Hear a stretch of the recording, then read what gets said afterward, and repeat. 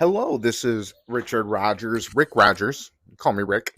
Welcome to Warriors Respite, and I am going to sit in my garage and smoke a cigar while I babble on about my expertise in mental health and recovery.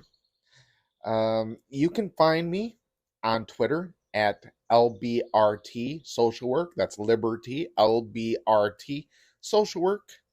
And you can also find my YouTube channel, Richard Rogers MSW LCSW. Remember, that's Rogers with a D.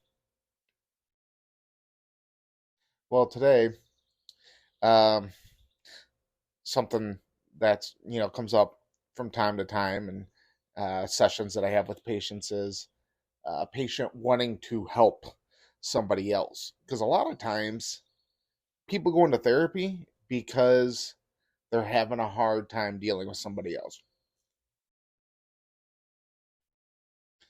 Um, Now, the problem with this is I can't fix anybody else. You can't fix anybody else. Nobody can fix anybody else. It's obvious that it's up to the individual to uh, to fix themselves, to put in the work themselves. So we can't put in the work for anybody. So let's say I have a patient come in, or let's say you just ask me a question about somebody who's having problems with an addiction, which is something I talked about on my YouTube channel. Let's say my friend's got a substance abuse problem and I am worried about them. There's only one thing you could really do in this situation, and that's go express your concern to that person. And that's about it. Uh, People ask, well, I don't want to sit there and watch their lives go down the toilet. How can I help them quit? The only thing you do is be supportive as they take steps towards their recovery and self-improvement journey. But there's nothing you could do. I know it sucks when you love somebody and you don't want to see somebody's make the wrong decisions. I get it. I think people have done that with me and some of the decisions I've made in the past. Um, and quite honestly, when you are more worried about someone's problem than they are, then you become sick. You become depressed, you become anxious. And the only thing you can really do for that other person is take care of yourself. I think there comes a time when someone's behavior is affecting you, though, that's when it becomes a problem. And that's when you got to decide whether or not you're going to keep that person in your life, which I know a lot of people have a problem with this because it's hard to let go of somebody that you love. And the thing is, if you do not set boundaries and you keep that person who is making the wrong decisions in your life, that you've made it your problem and that is your fault. If you don't set boundaries, it's your fault. How you feel about it's your fault. You cannot blame anybody else.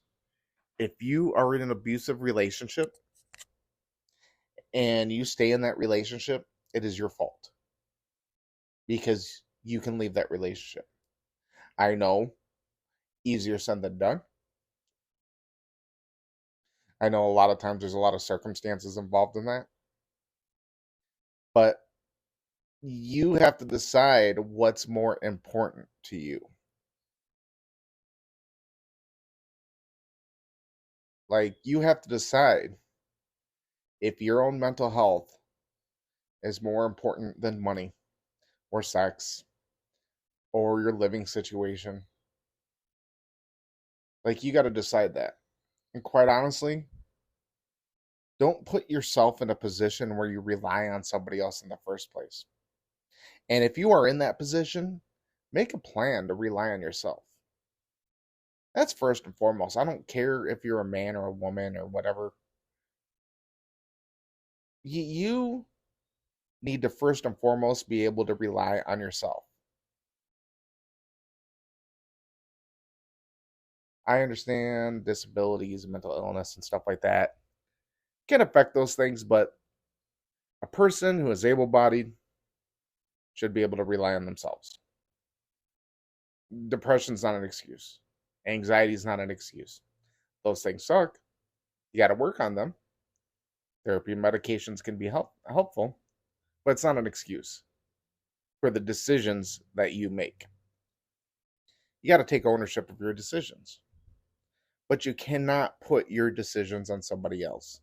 So if you're in an abusive relationship and you're relying on them, it's your fault. Now what? You have to come up with a plan. And it becomes overwhelming when we start talking about a plan to get out of this hole. But it doesn't matter because it's either you stay in that situation or you get out of that situation. And a lot of times in both cases, you're going to suffer. Which way is going to make you suffer less? Which way has a light at the end of the tunnel? If you stay in that situation, there is no light at the end of the tunnel. You're waiting for that person to change, which probably won't happen, or probably will take a long time to happen if they do decide to change. But from my experiences, that person generally doesn't change 99% of the time. They make promises that they're going to change, but let's just face it. If you're in a narcissistic relationship, the narcissist is going to say whatever they need to say to keep control over you. The narcissist is going to say and do anything they need to say or do to maintain control of you and maintain a connection with you. You cannot give people the appearance that they have control over you. You cannot give people the appearance that they have control over you. You need to be dependent on yourself. I don't care if you're married. I don't, like, there's not a lot of excuses.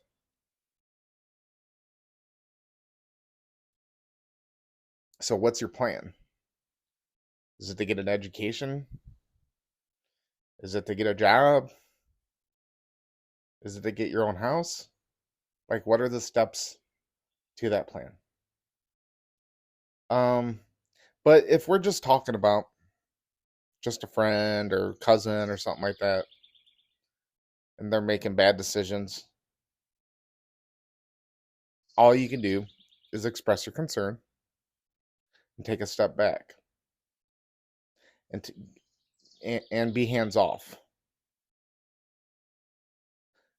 If two people are in a argument, don't be the triangle. Don't be that third wing. Stay out of it. It's not like other people's problems are not yours to fix. Other people's problems are not yours to fix. Of course, if I have a child, yes, I have to take control of that situation. But when we're dealing with adults, you are not in any kind of position or control. And by trying to take that control, you are harming yourself. The great Jordan Peterson said, treat yourself as somebody that you would care for. Don't treat other people better than you. So if you're putting your own mental health in the back burner for somebody else, there is a problem. If you're putting your own mental health on the back burner, there is a problem if you're doing it for somebody else. Bar none. You can't take care of anybody. You can't help anybody unless you're helping yourself first. You pay yourself first. And if that person isn't making those changes that are needed to be made, it's not selfish to do what's best for yourself. It is not your fault. When other people make bad decisions, it is not your fault. Let me say that again. When other people make bad decisions, it is not your fault. Sometimes those people might blame you. Well, if people are blaming you for the decisions they made, then that person, probably not a good person to have in your life. Because it's just a toxic entity that is bringing you down. Your job is to be successful. Life's a video game. You need to upgrade your own stats.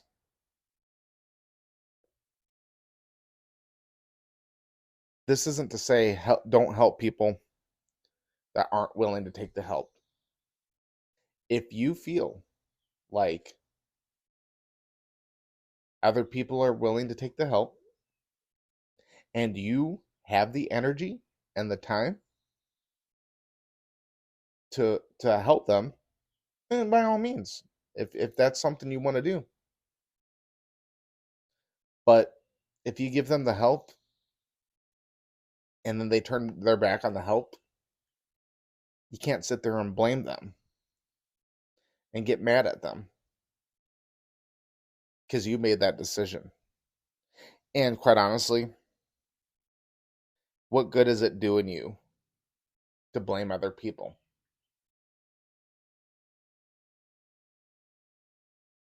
It's not doing anybody any good. And it's causing you to be sick.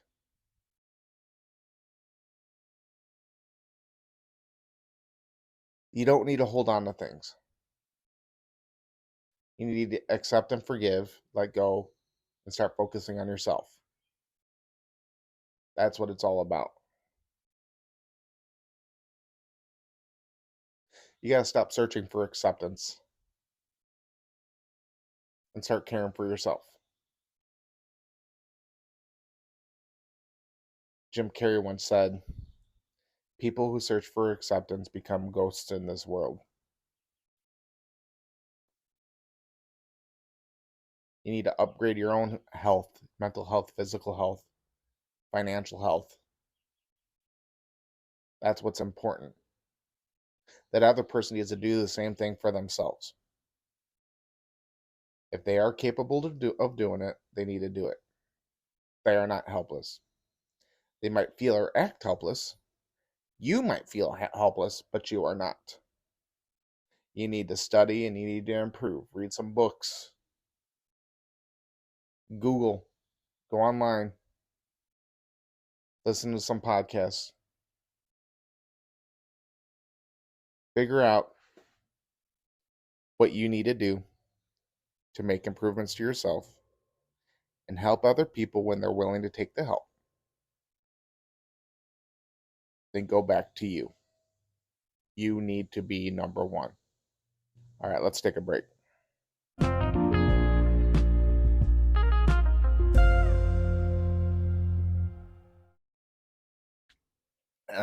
You know, I say a lot. I need to stop doing that. It amazes me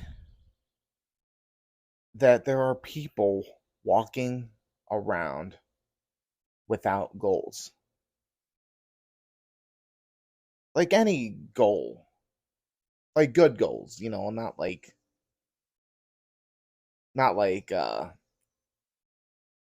to attain an Oculus or something. Like whether it be become financially well off or become physically fit, people don't have goals a lot of times. And why don't people have goals? Because, excuse me, goals take work. And people are comfortable.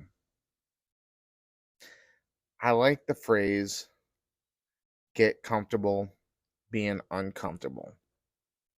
You know, I attained my master's degree. I don't know if I'm going for my PhD, but like I don't have to. And quite honestly, I don't know much about what a PhD would serve me, but I could if I want to. Just become Dr. Rogers. But I don't feel like I would have purpose if I didn't have something to work for. Does that mean I need to be on 24/7? No. It's Sunday. It's a chill day. I'm playing video games, smoking a cigar, hanging out with my daughter and my wife and my pets. But, a lot of people are very depressed because they don't have a lot of purpose.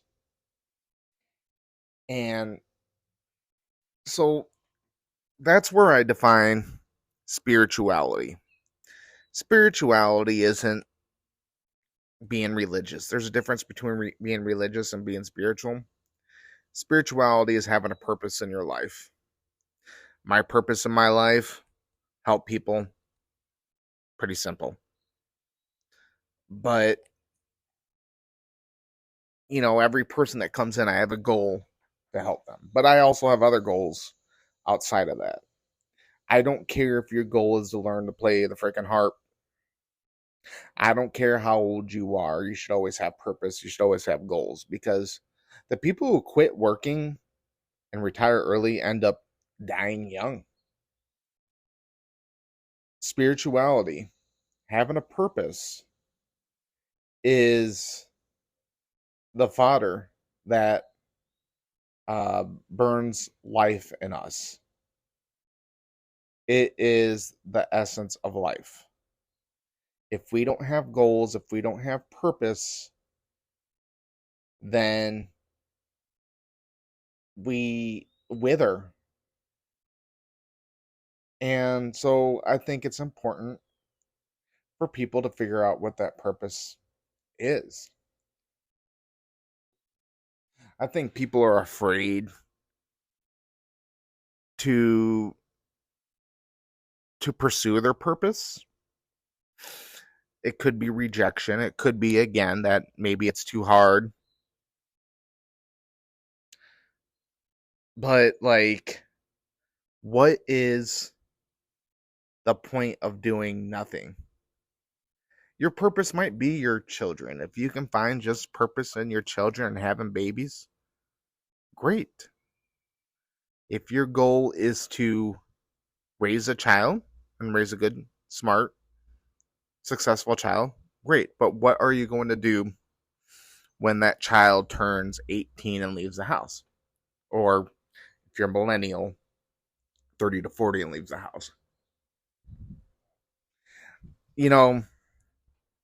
That's where empty nest syndrome comes in. And a lot of mothers have a problem to where when the child leaves the house, they become depressed and have a midlife crisis. we don't need to worry about, because there's a lot of people that are afraid of dying. Why are you afraid of dying? You need to be in the here and now and living life to the fullest. What does that mean? Doing your best to create a name for your family to be proud of. So maybe, just maybe, if you don't have a goal, if you're not sure if you have a purpose, maybe it's time to start seeking that. What is it that you've always wanted to do? Now, I think people get worried about not being good at anything or something like that. It's like, don't worry about being good at it. Just do it. If you're writing, you're a writer. And the only way to get good at writing is to research and write. What is it? What, maybe it's something you haven't discovered yet. Maybe you need to try out new things. Maybe you need to take a jujitsu class. Maybe you need to start jogging or yogging. It's a soft J. Maybe it's a hot dog eating contest. I don't know. But like, experience life and try new things out. And if your goal in your spirituality is drinking or drugs, like some people, really what you're doing is, and it could be anything. It could be shopping, or it could be sex, whatever. Just something that really doesn't bring you spirituality. It's just that you have this hole in your soul and you're trying to find these things that feel good to fill it. You're trying to fill this hole, but you keep getting worse and spiraling down because that hole keeps caving in. No matter what you do, that hole caves in. So you do more drugs, or you keep shopping and spending all your money to patch it up, but it caves in again. It's like a bad piece of tape, and the poster keeps falling. That's not your purpose. That's just something that you're doing to make yourself feel whole for a little bit. What can you accomplish? And don't like stop. Don't start self pitying and think about, no, I'm not good at anything. I had this 80-year-old woman that said, I've never accomplished anything. But you're still alive. When I'm 80 years old, I'm going to continue moving. There's this one lady I seen. She was 90 years old and she started powerlifting.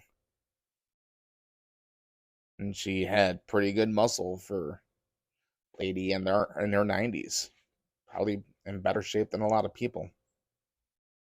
I think I read about the dude. I think he was in Saudi Arabia a couple of years ago, probably a decade ago. He was in his 80s. Everybody died, so he started running marathons. And he completed like a 20 something mile marathon. And he probably finished like 50th place or something like that, but it was like a 100-person race. He was beating kids half his age. Why? Because he found a purpose and started driving towards that purpose. And some days it'll feel hard. Some days you won't feel like doing it. And it is good to like take a step back and back off a little bit and take a rest. But like most of all, you need to do it when you don't feel like doing it. Because having a purpose doesn't mean you're you always feel like doing it. That's the thing. Sometimes you get burnt out from it.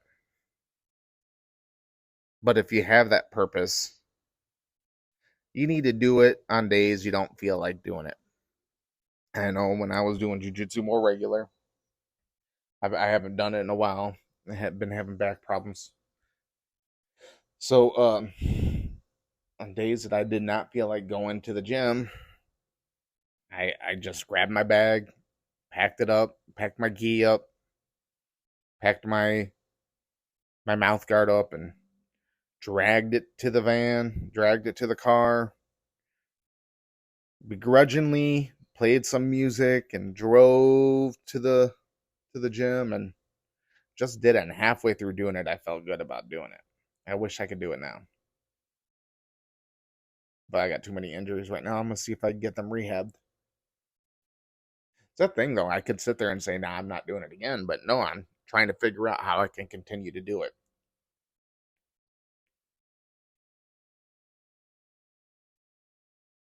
But but if you feel like you don't have a purpose, try things out and figure it out. And don't say I'm too old for it.